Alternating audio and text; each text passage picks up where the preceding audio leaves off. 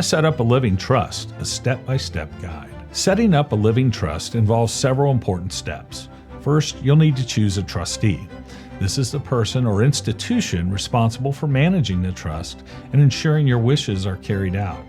Typically, you serve as the trustee during your lifetime, with a successor trustee taking over after your passing or incapacity. Next, you'll create a detailed document outlining the terms of the trust, including how assets are to be distributed. This is where you clearly define your intentions for your estate.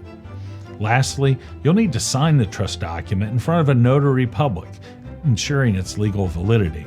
In terms of who should be involved, an experienced estate planning attorney will help you navigate the legal complexities, ensuring the trust meets your needs and complies with state laws. You might also want to involve a financial advisor to help you determine which assets to place in the trust. One of the most frequent errors in setting up a revocable trust is failing to fund the trust properly.